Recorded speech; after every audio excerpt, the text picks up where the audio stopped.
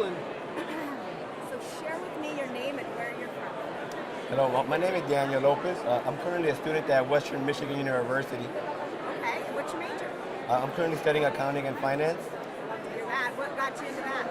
So actually, when I was a kid in sixth grade, with our middle school, we did like a testing to figure out what are some career options that we could probably pursue. And so we took that exam, and the number one that came up on my results was accounting.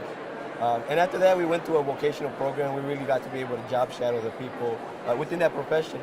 And I remember that day, they went through the motions and saw the work that they were doing, and it was just spectacular. And at the end of the day, I asked him, is this really all you guys do?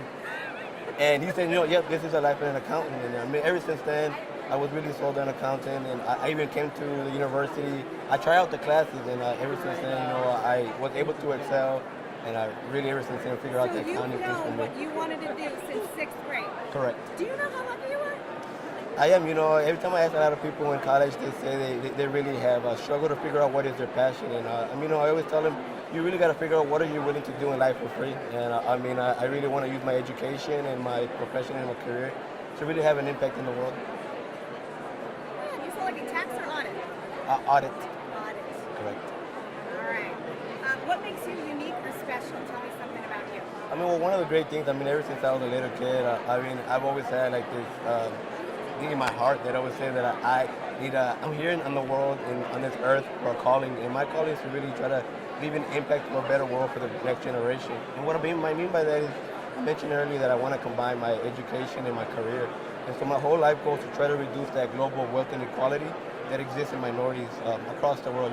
It's something that is not heavily talked about. There was a workshop a couple days ago, and it was the state of wealth of Hispanics.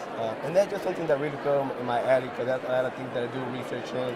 I help out with nonprofits, and I do a lot of volunteers, try to give back to the younger community, go to high schools, middle schools, really just trying to empower them. Financial literacy, even though they don't talk about it in high schools, is one of the most important skills that you really need to have. And I think with my education and going to accounting, with the finance, we're able to try to use that for a greater purpose. What's something that you're really proud of so far in tying, your help, that volunteer work you do, into your profession? One of the greatest things is, I gone to this high school, and I see some of them have actually gone on to go to college. One of the main things I talk about at this workshop is it's not come to the university where I'm going, but where are you going to go to college? There's thousands of opportunities across the nation. You don't have to be a 4-year. You can do a vocational program, a 2 years program.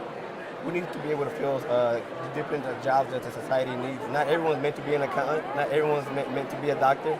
You need to figure out what is your role in society. And I really figure out that, the more you really figure out that in education is the way out to having an empowerment and a successful life. My father always told me that, you can work and you can work, but someone can always take that away from you. And education is a very powerful tool, and that no one's going to be able to take that from you. I grew up as a migrant worker, so I travel very often. I'm a first generation and a first person from my family to go to university. So, I really just think that, really that their sacrifice will not go in vain. I really just want to let them know that everything that they set out for me, their goals in life, I want to really make them proud. I have younger siblings, and I have some nieces and nephews. And we talk about that, just changing that culture and that mindset that they have. When I was growing up, I didn't know anyone that went to college. So when I went to college, I struggled, so I didn't know how to go through that. But now when I talk to my niece and my nephew, they're 13 and 14, I ask them how's classes are going. Are you getting ready for college now? You're starting to think about it, but where are you going to go to college?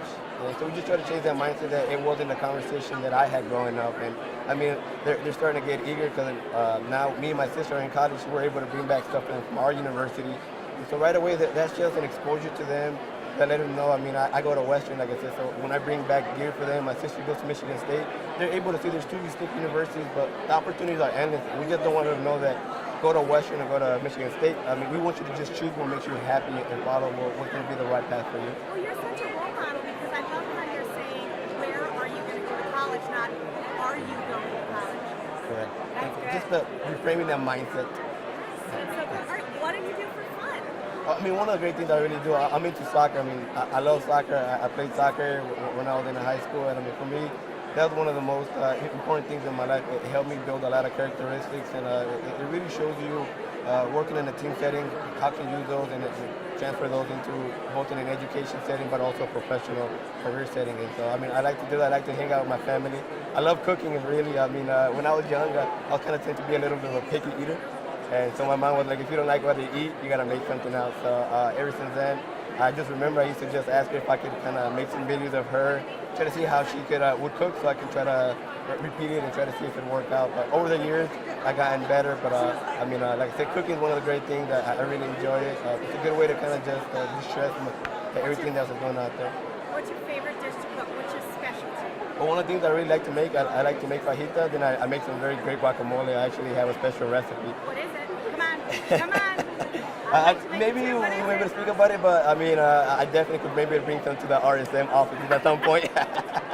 Secret recipe? Correct, yeah. All right, fair enough. Good job. Yeah, well done. Appreciate it. Thank you so much. You got it. So I'll take that microphone back and I have